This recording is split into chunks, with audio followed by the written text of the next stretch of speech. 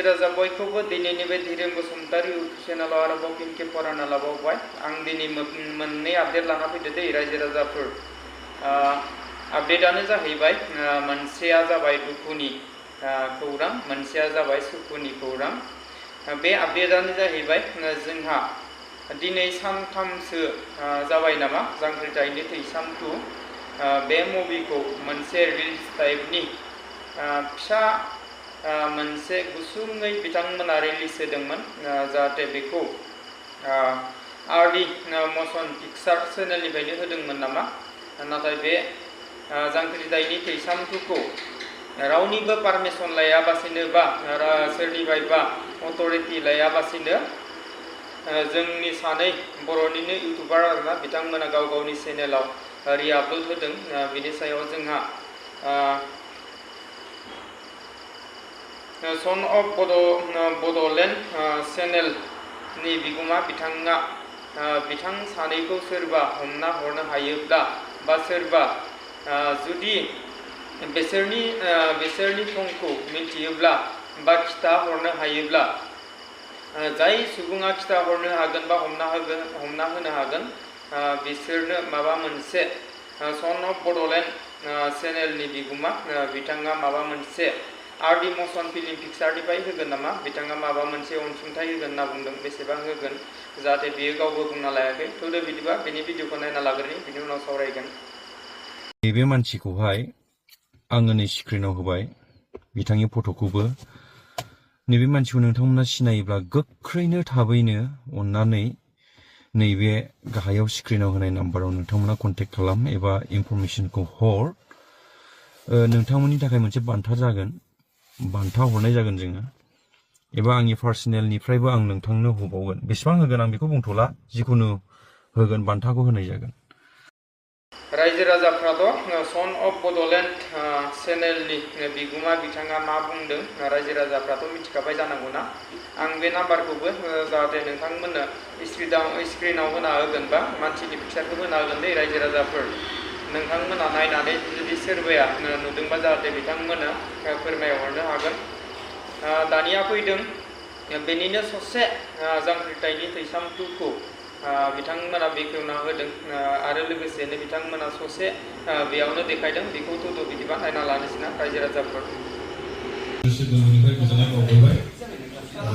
दायो जोङो दिनैनि प्रग्रामखौ स्टार्ट खालामनायनि सिगां जोंनि आरडी मशन पिक्चारनि प्रडिउसार एबा बिगोमा आदा चक्र बिथांमोनखौ आंनि गोजोननायखौ जासिहरबाय ओमफ्राय दिनैनि प्रग्रामखौहाय स्टार्ट खालामनो थाखाय जोंनि आरडी मशन पिक्चारनि जाय बिथाङा बे जांख्रिथाय थैसाम 2 एबा सिगां 1 खौबो बिथाङानो लिरबोनाय आरो 2 खौबो बिथाङानो लिरदों लिरनायल' नङा बिथांनि पारमिसनजों गासैबो सिनेमा सोलिबोदों दा आं बिथां आदा पंकज लाहारिखौ बरायनानै लानो थाखाय आं आवगायबाय आरो बिथांखौ बरायखांनाय लोगो लोगोनो आं माइकखौ बिथांनो गथायगोन आदायानो दिनैनि प्रग्रामखौ स्टार्ट खालामनानैहाय फारियै बिथाङा दैदेनलांगोन स' आदाखौ आं सिगाङाव खावलायबाय दसे सम गसंनानै सिनायथिखौ लानो थाखाय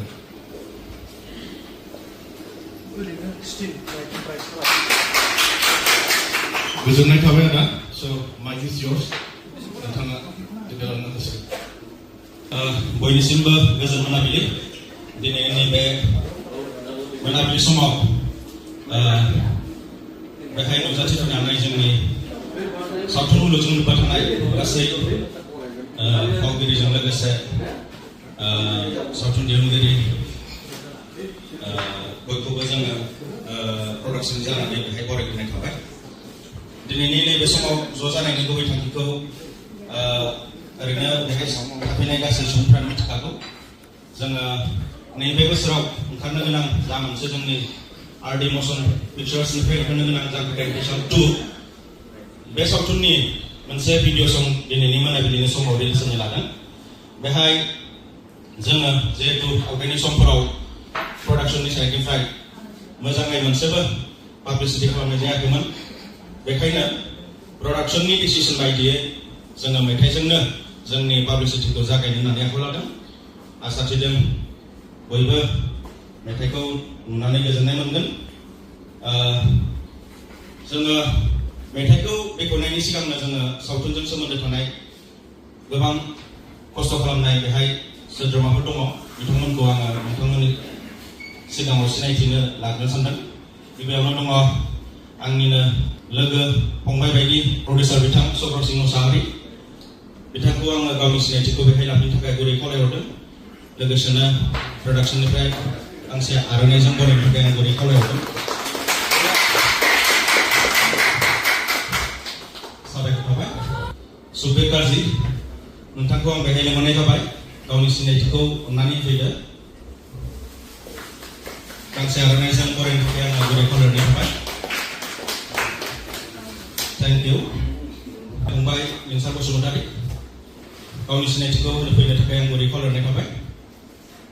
लोगोसेनो गांसे आर'नाइजों बरायनो थाखाय गुरै खावलायहरनाय थाबाय।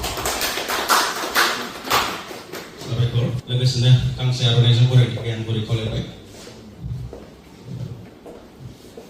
Please thank you. सावथुननि सोमोन्दै आं एसे बुंनो सानदों। माबायदिहाय जोंनि शुटिंआ जागायनाय, माबायदि शुटिंआ जोबनानै थांखो। बयबो मिथिखागौ सावथुननि शुटिं होनना बुङोब्ला मोनसे ओरैबायदि गोब्राब खामानि जायखौ जोङो बे बुहुमाव थानाय जिखिनि गोब्राब खामानिफोर दङ बेफोरनि लिस्टआव बेबो थाफायो होनना बुंनो हायो आरो। जोङो सावथुनखौ जागायदोंमोन एप्रिल दानाव, एप्रिल दाननि थिग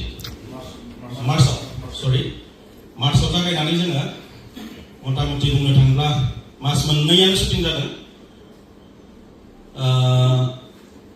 मास मोननै शुटिं जानायनि उनावसो जोङो सावथुननि खामानिखौ फोजोबनो हादों। गोलाव सम लानायनि गुबै थांखियानो जाहैबाय सावथुनाव माने खायसे ओरैबायदि इन्सिडेन्टफोर दङ, जाथायफोर दङ जायखौ सुट लानायाव माने एसेल' समनि गेजेराव हाखाया। ओरैबायदि मानसिफ्रा खस्थ' जादों जायफोर बे सावथुनजों सोमोन्दो थानाय सुबुंफोर माने बिथांमोननि खस्थ'खौ नुनानै थारैनो माने आंबो ओरैबायदि दुखु मोनखांदोंमोन शुटिं समाव। साबायखर बावनांगोन बिथांमोनखौ जायफोरानोखि बे सावथुनखौ शुटिंखौ फोजोबनायाव जोंखौ आङो बिथांमोननिसिम गोसो गोरबोनिफ्राय अननाय बावहरदों। माबा खालामदों इनकल खालामदोंमोन आर्टिस्टफोर, महरगिरिफोर जाबाय आदै जाबाय स्टार्ट जाबाय। सान्दुं मिथिया बार मिथिया गावनि बेसेन गोसा समखौ होनानै स्टार्ट जाबाय नै स्टार्ट जाबाय। बिदिनो 10-15 मिनिट जानो हागौ। माने गावसोरनि मोजां पारफरमेन्सखौ होदों आरो दे रावनिबो सासेबो आर्टिस्टनिफ्राय आङो लेहामि बा लेजिनेस बेबायदि आखुथिखौ नुनो मोनासै। जेसेबांखि न'आव खैफोद आफोद जाया मानो बिथांमोना जोंनि नैबे शुटिंखौ बांसिन इम्परटेन्ट होननानै गावनि न'खरनि उसुबिदाखौ दोनथ'नानैबाबो जोंनि शुटिंखौ जाफुंसार होदों आरो महरगिरिफोरा।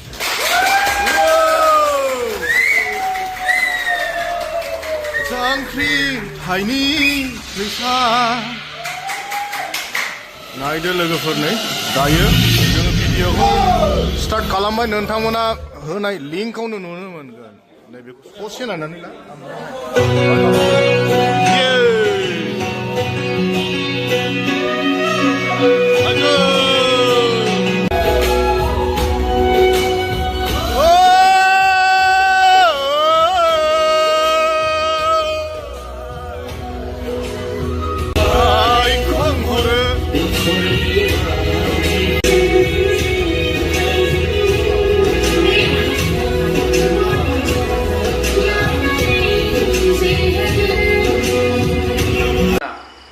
नैबे जांख्रिथायनि थैसामखौ बेसेबांखिनि खरसा खालामदों आं बेखौथ' जेबो बुंनो हाला। अब्लाबो बिथांमोनखौ आं बुंनो सानो बिथांमोना जाहाथे एसेबांखिनि खस्थ' खालामनानै बा एसेबांखिनि रां खरसा खालामनानै बिथांमोना मोनसे फिल्म बानायदों, बेखौ जाहाथे सोरबा सासे सुबुङा रावनिबो अथरिटि बा सोरनिफ्रायबा पारमिसन लायाबासिनो गाव गावनि इउटुब चेनेलफ्राव होनानै बा रिआपल'ड होना लायोबा गासिबो दुखु मोनगोन ना रायजो राजाफोर। मानो होनोबा एसेबां खस्थ' खालामनानै एसेबां बुरजा रां खरसा खालामनानै जुदि बिथांमोना बेखिनि रांखौ जुदि मोनफिनाबा बा माबा मोनसे जुदि बिथांमोना बेखिनि रांखौ खरसा खालामनानै बिथांमोना बेनिफिट हिसाबै जुदि जेबो मोनाबा बेसेबां दुखु नांगोन ना रायजो राजाफोर।